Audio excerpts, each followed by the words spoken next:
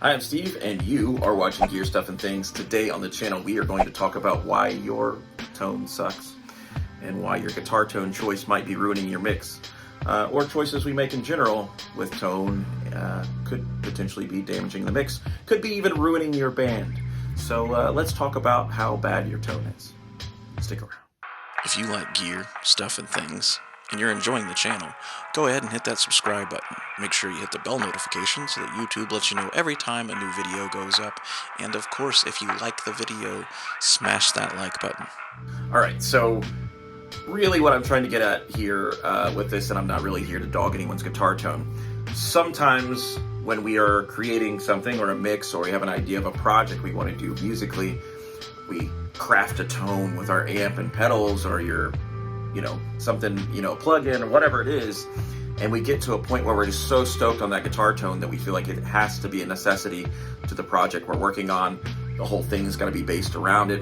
This can happen the same thing with drums. If there's a certain kit you like, whether you're programming or you got a certain kit of drums at home and you mic them up and you're like, oh, these are the drums for this project. Sometimes we're just not using the right tools for the job. So that's what I'm going to get into today with guitar stuff. But essentially, you want to serve the mix, and you want to serve the song and the project as a whole. So let's head into Logic, and I'll show you some examples of what I'm talking about. Alright, so I'm going to play you the same riff 3 different times with 3 different tones. The bass and the drums are not going to change. There is some EQ and compression happening on the bass. There's some compression and EQ happening on the guitars just to keep them level with one another, and so nothing really worth getting into. But let's hear what we have here. So here's the first pass. This is a Telecaster with light drive in front of a Fender style amp and single coils. Let's hear what this sounds like with this potentially future song.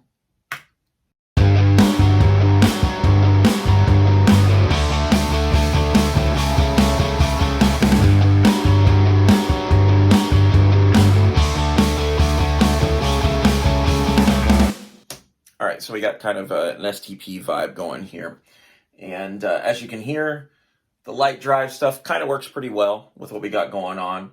But let's say we had a guitar with a humbucker in it and a more Marshall type of thing going on. Same riff. So let's hear that.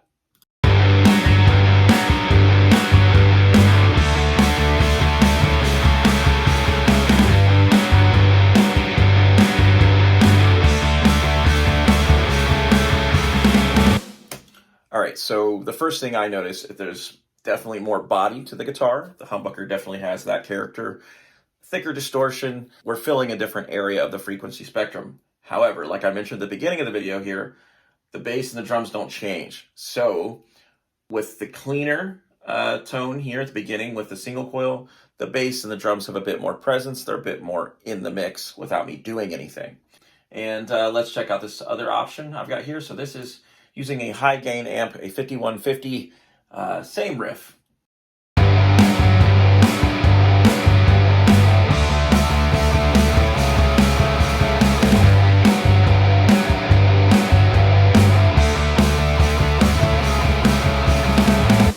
Okay, so did you hear what I heard? Hopefully you did, but if you didn't, I'm going to tell you what I hear.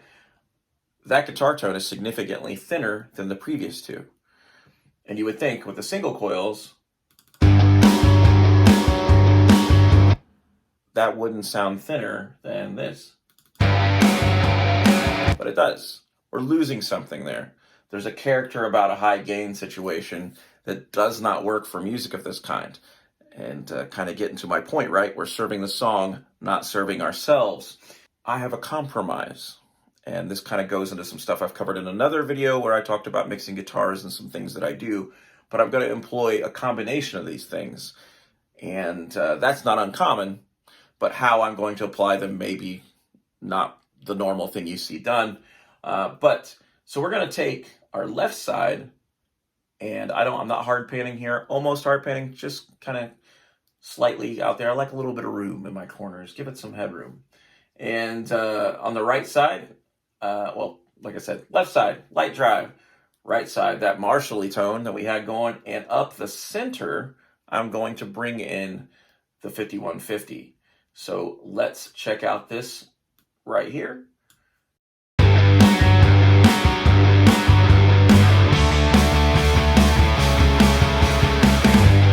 All right, so now we're getting the percussive aspect of the single coils. You can kind of hear that jangliness happening.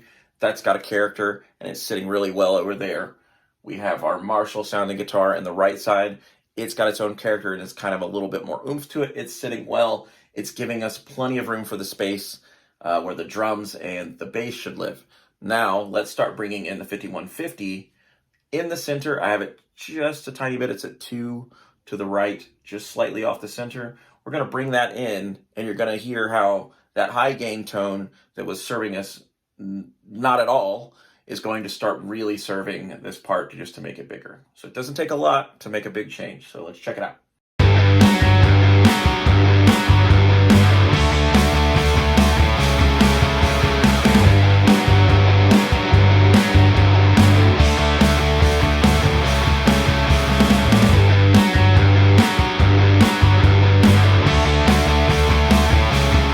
It's subtle, but having it up the center and being the dirtier of the three options here is just kind of creating a character. It's making some life there in the center. Again, not as loud as the other guitars because inherently the higher gain stuff is not as loud. But when combined in this way, we're starting to serve the song and less the individual guitar tones. All right, so that is the video for today. Hopefully you enjoyed the topic. And this was more so just to show that as an example. Sometimes the tone we have in our head or the tone that we have in the room is not the ideal tone for the project or the ideal sound overall. And this is not isolated to guitar. It works with bass, drums, vocals, any sort of effect, piano, anything. Sometimes our tone choice is wrong for the project we're working on, and it's important to understand that you should be serving the material more than serving yourself and your own ego. Ultimately, another thing that you will find is if you serve the song and the song comes out good, you're still serving the ego. You're still serving you because now you have a baller ass song to show people who are going to tell you how great it sounds. And that's all you, baby. That's all you. Until next time, it's me. It's you. This is Gear Stuff and Things. That is a computer screen. This is the creature from the Black Lagoon. And I'll see you soon.